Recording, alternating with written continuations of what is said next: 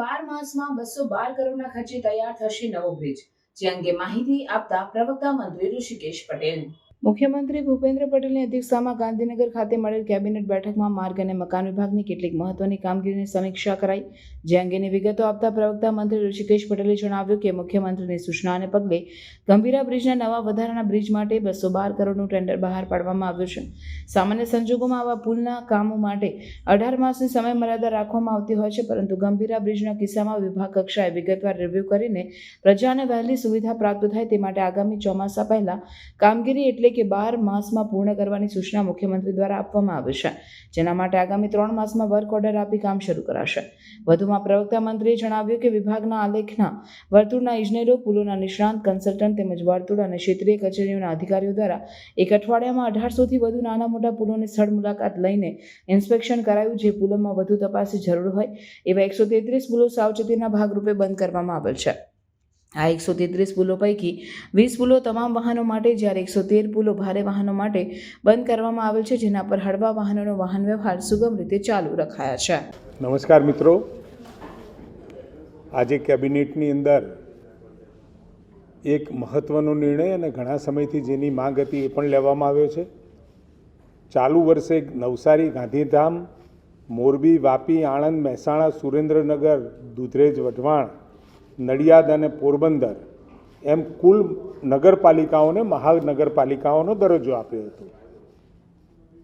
પરંતુ નડિયાદ મહાનગરપાલિકામાં, આણંદ મહાનગરપાલિકામાં કરમસદનો પણ સમાવેશ થતો હતો.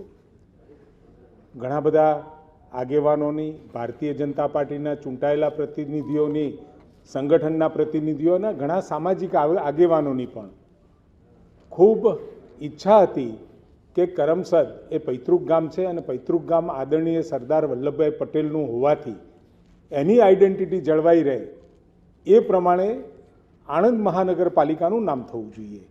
અને એના કારણે રજૂઆત પણ થઈ હતી અને એ રજૂઆતના કારણે આદરણીય મુખ્યમંત્રી ભૂપેન્દ્રભાઈ પટેલ સાહેબે આણંદ મહાનગરપાલિકાને કરમસદ આણંદ મહાનગરપાલિકા તરીકે એ નામાભિધાન કરવાનું આજની કેબિનેટમાં નક્કી કરવામાં આવ્યું છે. એટલે હવે પછી આણંદ મહાનગરપાલિકાના સ્થાને કરમસદ આણંદ મહાનગરપાલિકા નામાભિધાન કરવાનો કેબિનેટમાં ઠરાવ મંજૂર કર્યો છે. અને માર્ગ અને મકાનની જે પરિસ્થિતિ, તાજેતરમાં 212 કરોડના ખર્ચે ગંભીરા બ્રિજ જે છે એનો નવા બ્રિજના બાંધકામનું ટેન્ડર કરવામાં આવ્યું છે. સામાન્ય સંજોગોમાં આવો મોટો પુલ એ 18 મહિનાની અવધિમાં એ પૂરો કરવાનો થતો હોય છે. ટાઈમ ફ્રેમ એની 18 મહિના હોય છે. પરંતુ આદરણીય મુખ્યમંત્રીશ્રીએ આ પુલ 3 માસમાં કાર્યવાહી ચાલુ કરીને 12 માસમાં પૂરું કરવા માટેની, ખૂબ ઝડપથી આ પુલ બને એના માટે એમને સૂચનાઓ આપી છે. અને 12 માસની ટાઈમ લિમિટ સાથે આ પુલ પૂરો થાય એ પ્રમાણેની સૂચના એમના તરફથી આપવામાં આવી છે.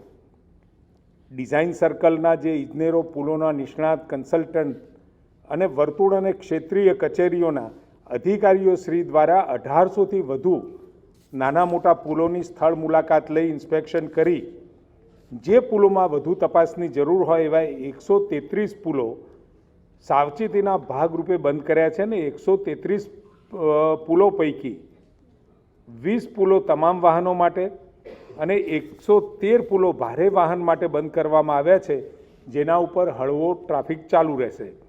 133 બંધ કરેલા પુલોમાં નોન ડિસ્ટ્રક્ટિવ ટેસ્ટ કરાવી અને જરૂરિયાત મુજબ મરામત, મજબૂતીકરણ અને પુનઃ બાંધકામની કામગીરી યુદ્ધના ધોરણે ચાલુ કરાવવામાં આવી છે.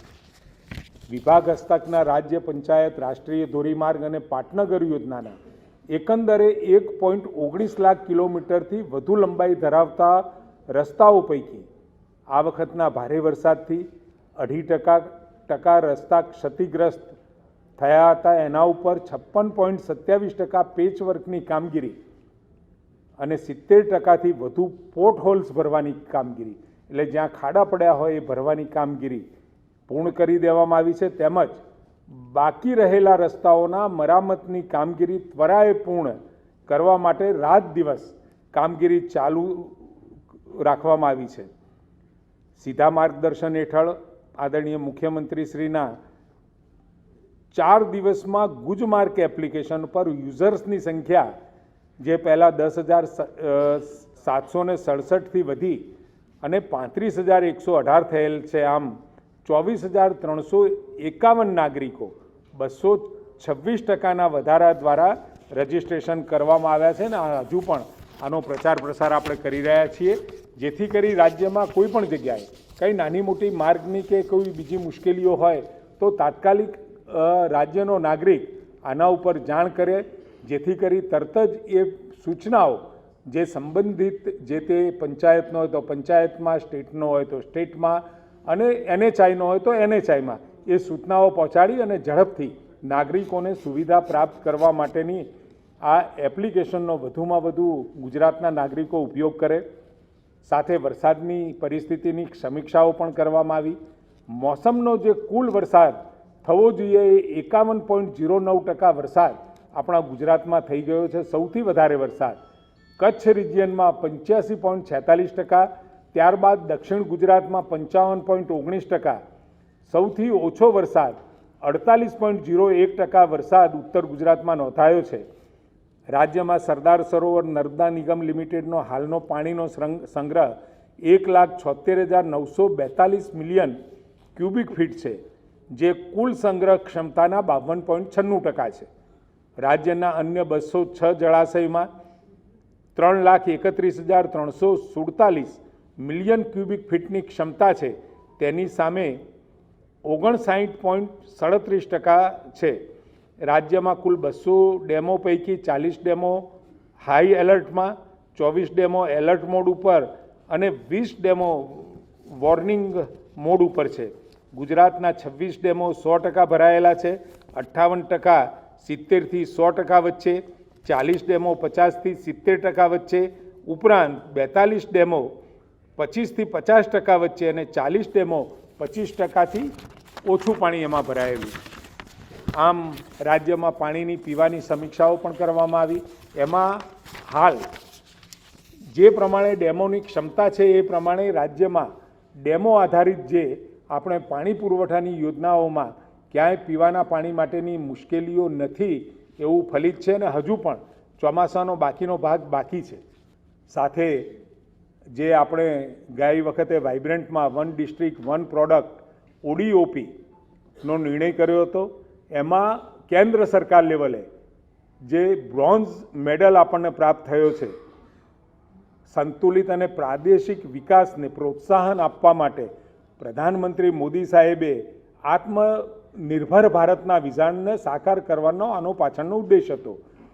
આ યોજના હેઠળ એક જિલ્લામાં એક અનોખા ઉત્પાદની ઓળખ કરી અને એને વધુમાં વધુ કેવી રીતે પ્રમોટ કરી શકાય એ બાબતની સંકલ્પના હતી. બ્રાન્ડિંગ અને પ્રચાર દ્વારા તેનો યોગ્ય પ્રચાર પ્રસાર થકી સરકારશ્રીની વિવિધ યોજનાઓ મારફત લાભ આપી સ્થાનિક અર્થતંત્ર મજબૂત થાય તે મુજબની કાર્યવાહી હાથ ધરી હતી. હાલ દરેક જિલ્લાના વિશિષ્ટ ઉત્પાદનોને વિશ્વ કક્ષાએ એક આગવી ઓળખ મળે તે માટે DPIITના સહયોગથી 90 જેટલા આપણે ઉત્પાદનોની ઓળખ કરી હતી, જેમાં કુટીર ઉદ્યોગ અંતર્ગત હસ્તકલાના 31 ઉત્પાદનો, કૃષિ અને સહકાર મત્સ્ય વિભાગ અંતર્ગત 33 ઉત્પાદનો અને ઉદ્યોગ વિભાગ અંતર્ગત 26 ઉત્પાદનોનો આપણે સમાવેશ કર્યો છે. આમ પાણીનો, પીવાના પાણીનો, ડેમોમાં ભરાયેલા પાણીની વ્યવસ્થા અને સાથે જે મહત્ત્વનો એક નિર્ણય કરમસદ આણંદ મહાનગરપાલિકાનો આજે નિર્ણય લેવામાં આવ્યો છે.